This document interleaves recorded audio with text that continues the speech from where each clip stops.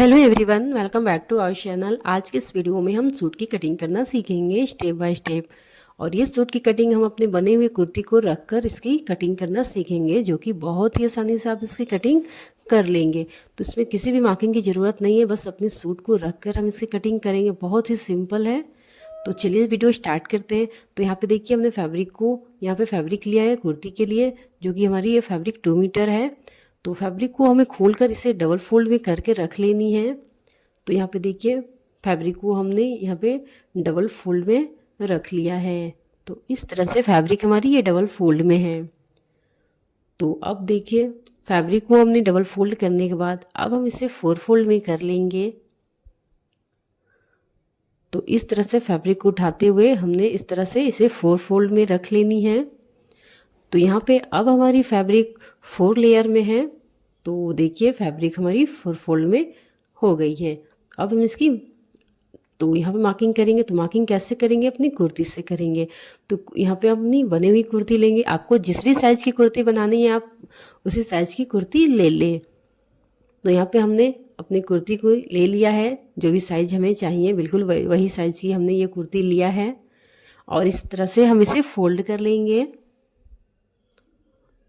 तो यहाँ पे देखिए कुर्ती को हमने इस तरह से फोल्ड कर लेनी है।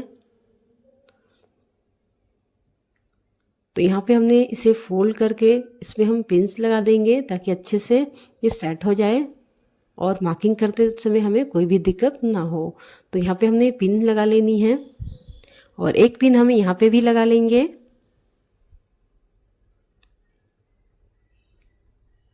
तो देखिए हमने इस तरह से पिंच लगा लिया है। और ये मेरी कुर्ती की ओपन साइड है, तो फैब्रिक की भी ओपन साइड इसी ओर रहेगी। तो दोनों की ओपन साइड्स एक ही ओर रहेगी। और यहाँ पे फोल्डेड साइड है, तो फैब्रिक की भी फोल्डेड साइड हमने इसी ओर रखनी है।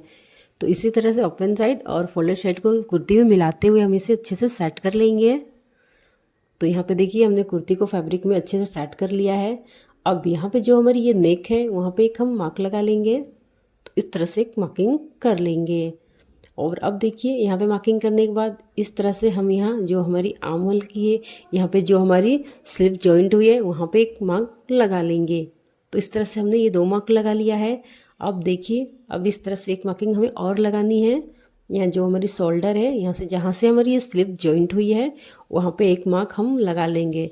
तो यहाँ पे हमें 1/2 इंच एक्स्ट्रा लेते हुए मार्क लगा लेंगे, जो 1/2 इंच हमारी इस सिलाई में जाएगी जब हम स्लिप को जॉइंट करेंगे। तो यहाँ पे 1/2 इंच एक्स्ट्रा ले लेंगे और यहाँ पे एक मार्क लगा लेंगे। अब देखिए कुर्ती हमारी जिस शेप में है उसी शेप में हम मार्किंग करते जाएंगे। तो यहाँ से हमने इस तरह से मार्किंग करते जाना है बॉटम तक। जिस शेप में हमने कुर्ती रखा है बिल्कुल वैसे ही आपको मार्किंग कर लेनी है। तो यहाँ पे देखिए इस तरह से हमने मार्क कर लिया है। तो यहाँ पे हमने कुर्ती की शेप की मार्किंग कर लिया है। अब देखिए कुर्ती की लेंथ की बात करते हैं। तो यहाँ पे देखिए अगर कुर्ती जो हमारी बनी हुई कुर्ती इसे आपको कम लेंथ चाहिए तो आप यहाँ पे इसे इस तरह से कम कर सकते हैं।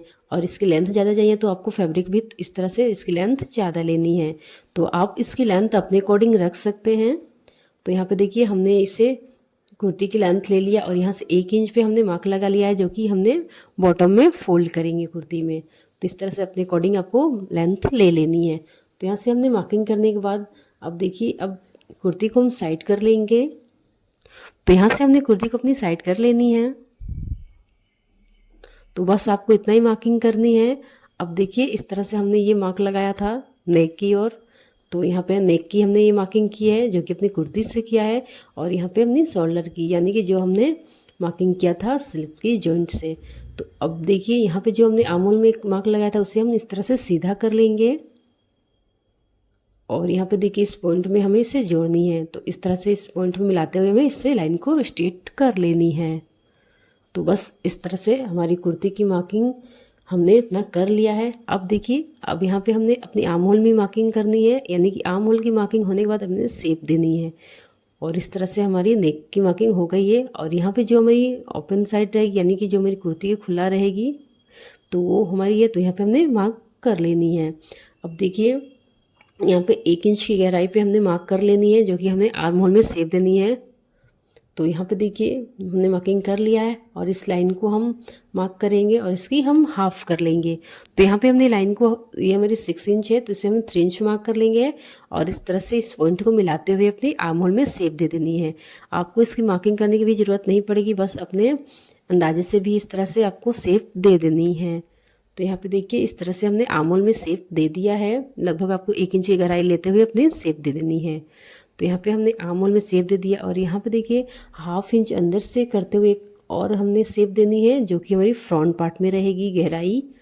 तो यहाँ पे 1/2 इंच अंदर से हमने एक मार्क और लगा लिया जिस पे हमने मार्किंग किया था, बस उसी को 1/2 इंच पे करते हुए मार्किंग कर लिया है।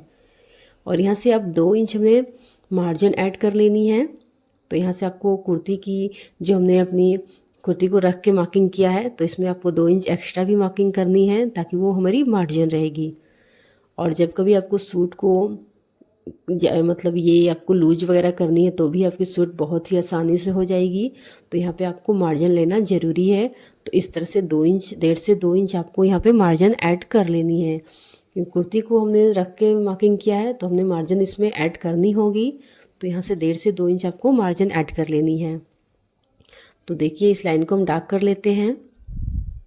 तो बस हमारी ये कुर्ती की मार्किंग हो गई है। बस आपको इतना ही करनी है। अगर आप फर्स्ट टाइम भी कुर्ती की कटिंग करें फिर तो भी आप इसकी कटिंग बहुत ही ईजिली कर लेंगे।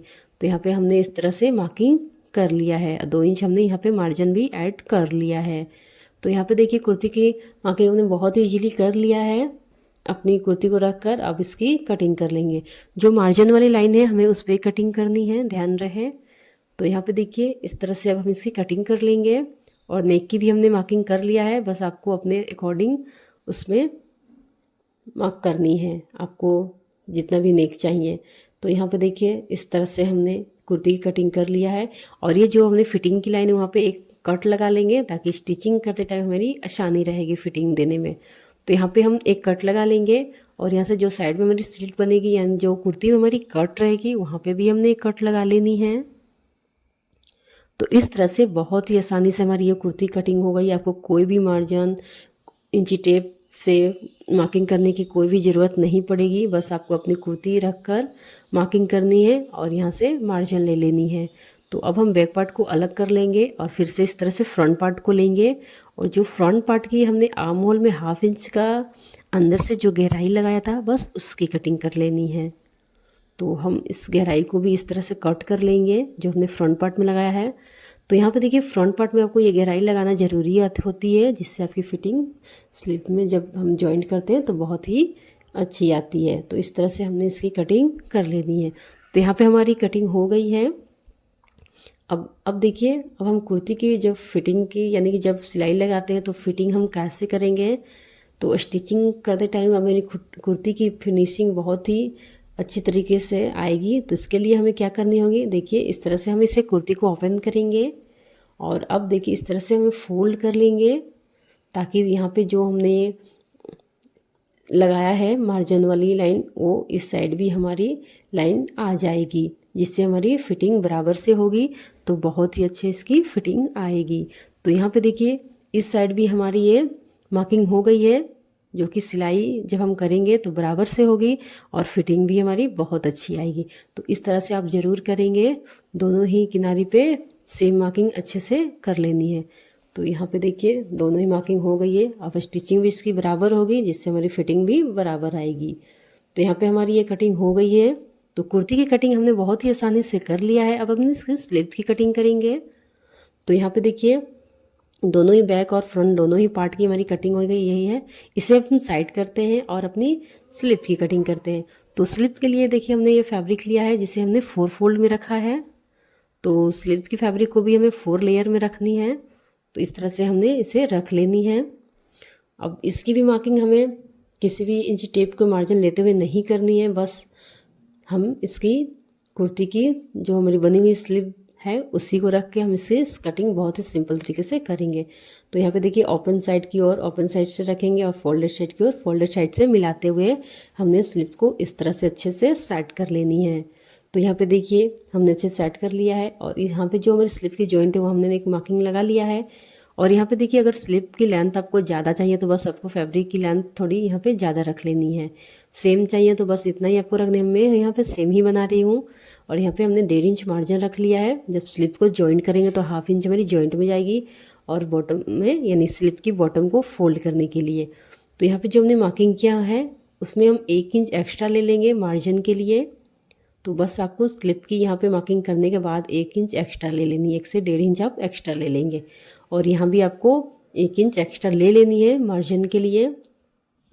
तो आपको यहाँ पे मार्जिन लेना ज़रूरी है। तो इस तरह से हमने 1 इंच पे इसकी मार्जिन लिया है स्लिप में। तो यहाँ पे हमने 1 इंच मार्जिन ले लेनी है। अब इस तरह से हमने इसे साइड कर लेनी है। और जो हमने इस तरह से मार्किंग किया है दोनों पॉइंट को मिलाते हुए हमें इस तरह से स्लिप में शेप देनी है। तो देखिए इस तरह से हल्के हाथों से आपको इस तरह से शेप दे देनी है स्लिप में।